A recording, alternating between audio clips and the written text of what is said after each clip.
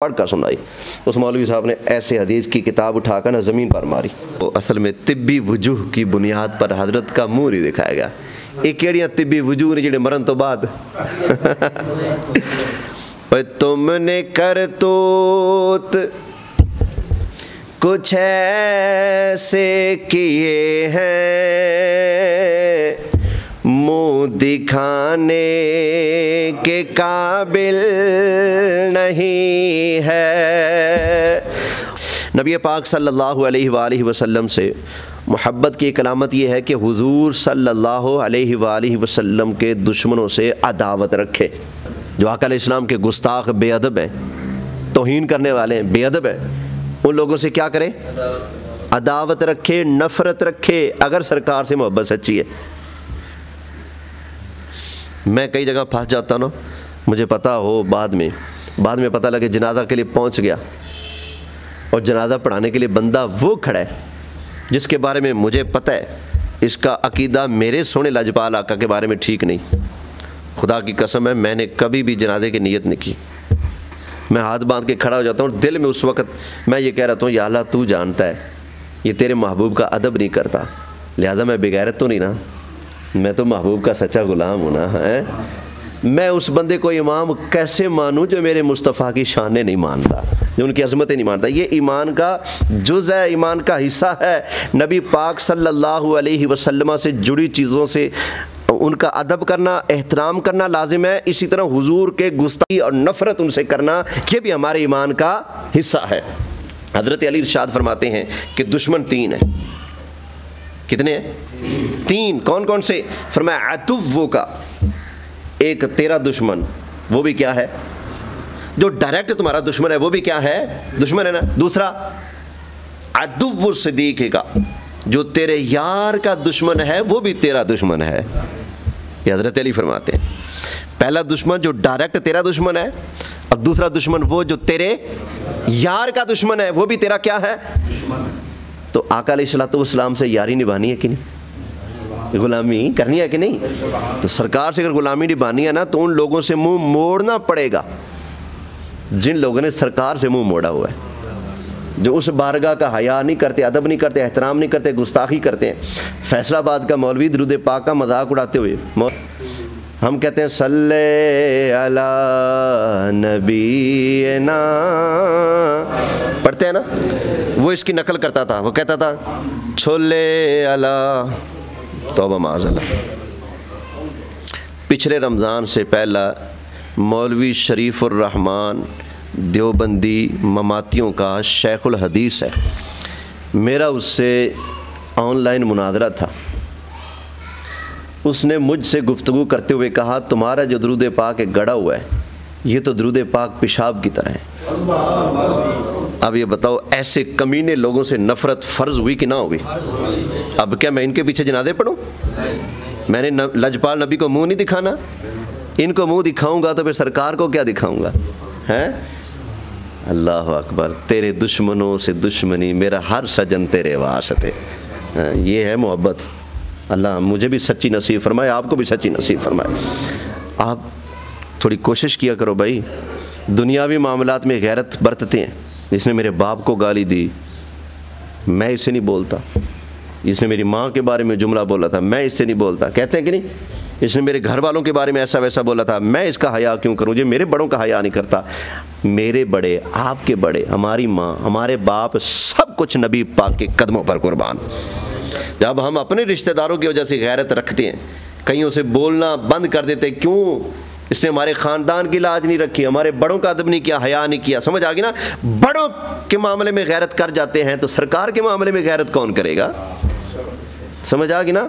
तो इसलिए होना ये चाहिए कि आका तेरे दुश्मनों से दुश्मनी, मेरा हर सजन तेरे वास्ते। तो हज़रत अली का फरमान सुन लें। फरमाया दुश्मन कितने हैं? एक वो जो डायरेक्ट तेरा दुश्मन है और जो दूसरा तेरे यार का दुश्मन है। दो हो गया, तीसरा कौन है?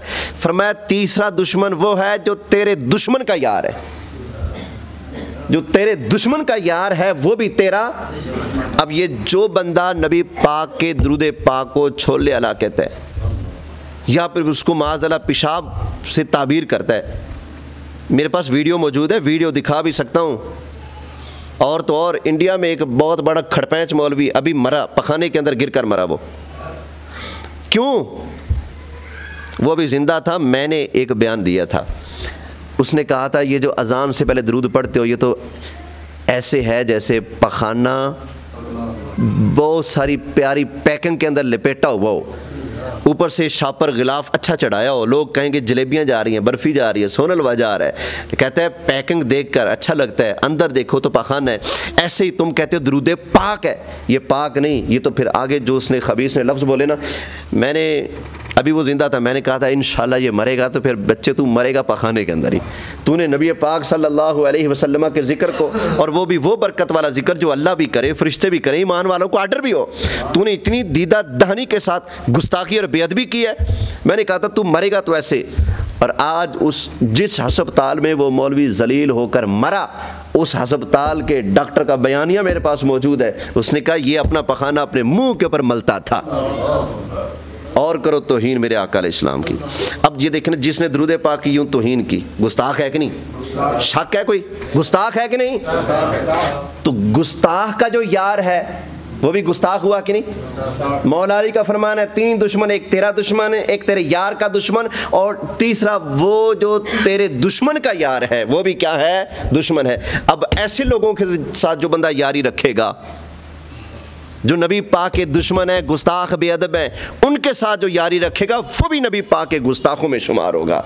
इसलिए ऐसे लोगों की सोबत संगत से बचना हमारे ऊपर फ़र्ज़ है। अल्लाह खुद फरमाता है वला तरकनू इलल्लज़ीना ज़लमू फ़तमस्सकुमुन नार।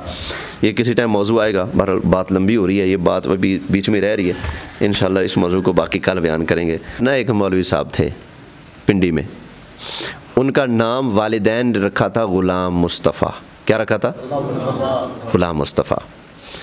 वो पढ़ने चला गया दारुल उलूम देवबंद, पढ़ कर आया ना तो उसने कहा नहीं मेरा नाम ग़ुलाम मुस्तफ़ा तो नहीं, मैं तो ग़ुलाम मुल्ला हूँ। हाँ, अपना नाम चेंज किया। क्या नाम रख लिया? ग़ुलाम मुल्ला। फिर अल्लाह का ग़ुलाम हूँ मैं, सरकार का ग़ुलाम नहीं। हमारे बुज़ुर्ग थे कोटली शरीफ के, उन्होंने कहा था ग़ुलाम रसूलों भज्यों जा बनिया ग़ुलामुल्ला, जे ना हुस्से ग़ुलाम रसूल किवें बन से ग़ुलामुल्ला। वो ग़ुलामुल्ला जो था ना पिंडी का, वो सारी ज़िंदगी कलिमा शरीफ का गलत तर्जमा करता रहा, सरकार की शान को सारी ज़िंदगी डंग मारता रहा। इनके मज़हब में अजल ट्रा फर्म मौलवी था, वो बहुत बड़ा समझा जाता था। वो मर गया दुबई के अंदर, ज़ेर इलाज था, वहाँ मर गया।